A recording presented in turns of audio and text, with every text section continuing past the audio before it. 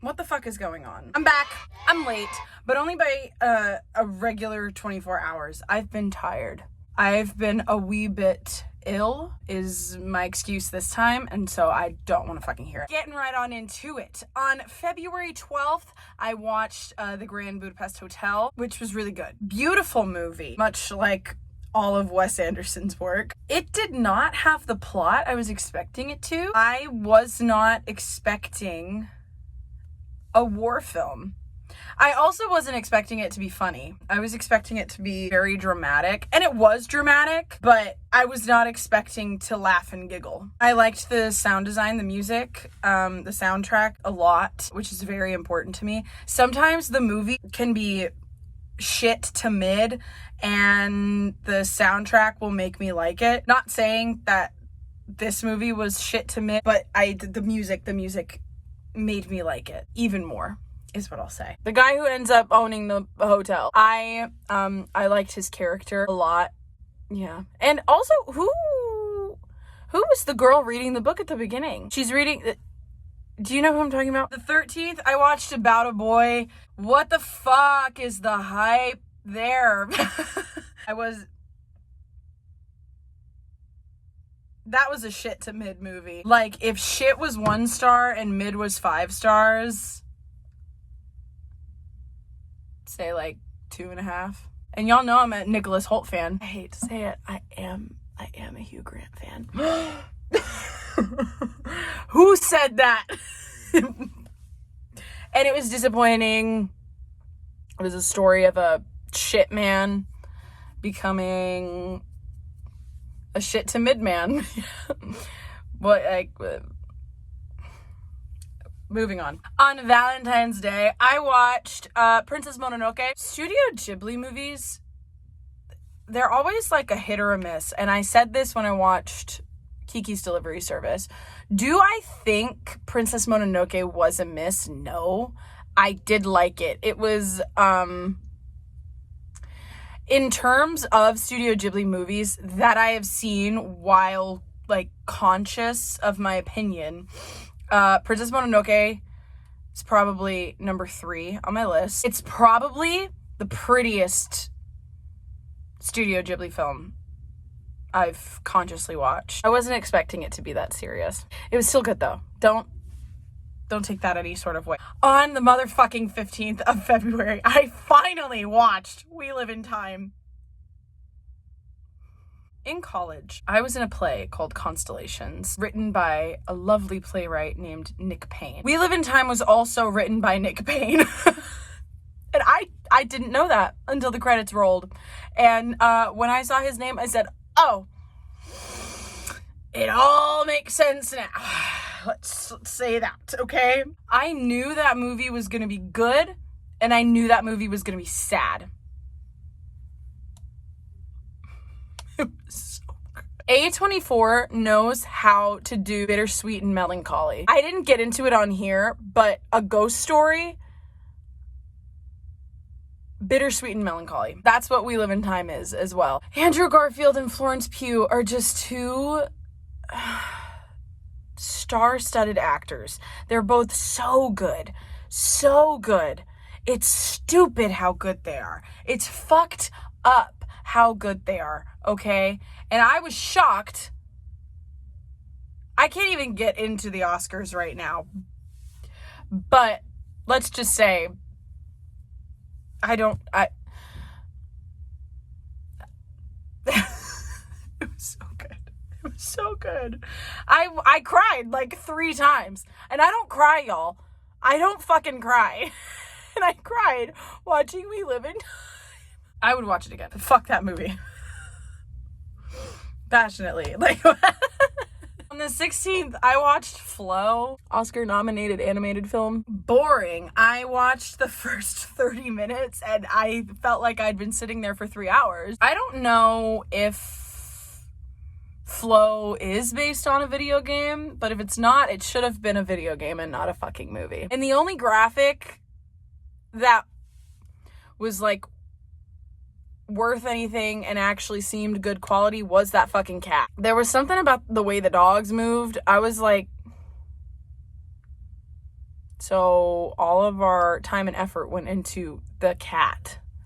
Got it. I didn't enjoy myself, but if it was a video game playthrough with someone yapping in the background, I probably would have enjoyed it more. On the 17th, I have finally done it. I can no longer say I've never seen this movie. After literal decades of claiming I've never seen that movie, I finally watched The Notebook. Guys, what the fuck were we talking that up for? Can I be serious with you right now?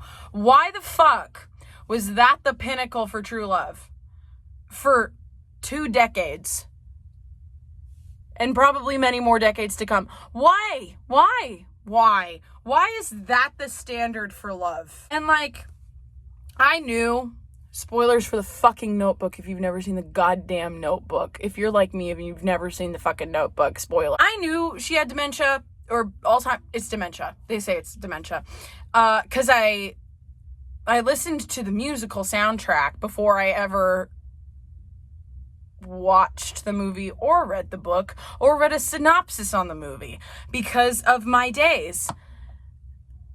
Thank you, Joy Woods. Thank you, Ingrid Michaelson, for your fucking work on that. I knew she had dementia. I knew that was her. Even if I didn't know that, I will say it would have taken me aback. But I get it. It was a different time. But why? Why is that a pinnacle for love? They were hitting each other while she was hitting him, which, like, not cool, bro. Here's what I do get. I do get verbally arguing because you love each other so much that does not matter. Fighting does not matter. In fact, fighting makes things stronger, okay? I get that. It's the physical part. Why are we hitting each other? Okay? You can fight and not be abusive. Okay? Hitting is abuse. News fucking flash. Unless you're into that and being consensually hit, I don't want to see it. Oh, they love each other so much they can look past it. No. I don't fuck with that. That's fucked up. However, and or but comma, I do appreciate their love for each other. Their love for each other does defy things. It defies a lot of things. Do I like that she cheated on James Marsden?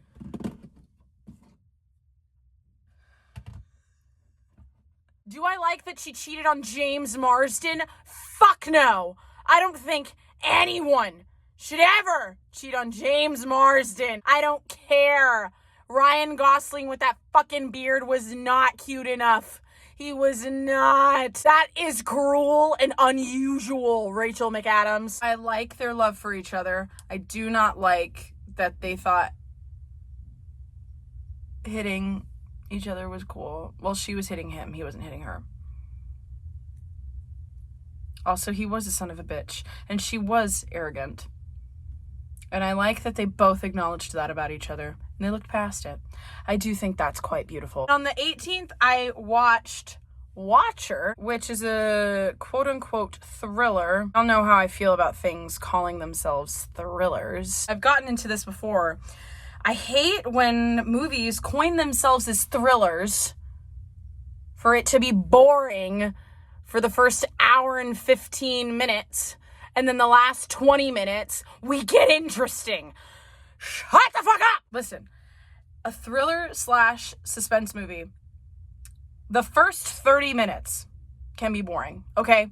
That is building exposition. We're building a foundation for the rest of the story, okay?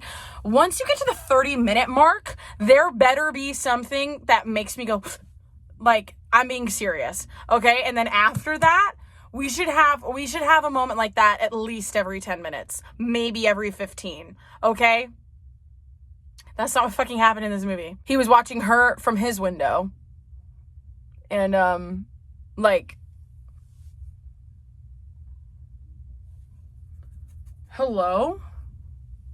Hello? Like, yeah, it's gonna be him. Yeah, he's stalking her. Oh, and there's also a serial killer chopping people's heads off. Okay. Yeah. Uh-huh. Oh, and now he's reporting her. Okay, yeah. This is all cool, but like, where's the oh my god. You know? And then, oh, fucking surprise, he kills her friend. He stabs her. Now, the last 10 minutes, I'm enjoying myself. No, in a fucking thriller, I need to be enjoying myself the whole time, okay? Whole time. And the last 10 minutes,